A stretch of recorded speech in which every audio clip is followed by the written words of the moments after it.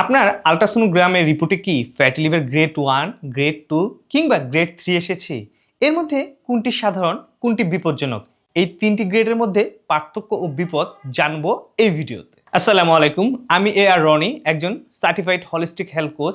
আজকে আপনাদেরকে বুঝাবো ফ্যাটি লিভারের রিপোর্ট সম্পর্কে। ফ্যাটি লিভার গ্রেড 1, যখন লিভারে চর্বির মাত্রাটা ৫ থেকে ১০% হয় তখন তাকে গ্রেড 1 বলে। এটা সম্পূর্ণ রিভার্সেবল।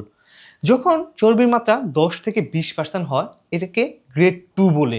এটা দ্বিতীয় স্টেজ, আপনার লিভার কার্যক্ষমতা হারাতে শুরু করেছে।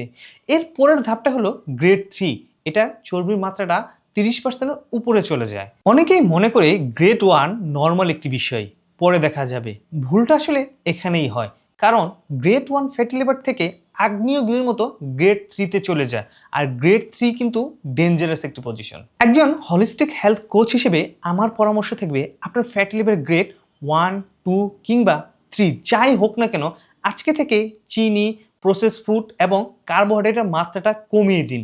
দেখবেন আপনার লিভার অটোমেটিকলি রিকভারি হতে শুরু করেছে। আপনার ফ্যাটি লিভারের গ্রেড কত কমেন্টে জানান, আমি নিজে আপনাকে গাইড করার চেষ্টা করব। লিভার সুস্থ মানে জীবন সুস্থ। ভিডিওটি শেয়ার করে আপনার প্রিয়জনকে সতর্ক করুন।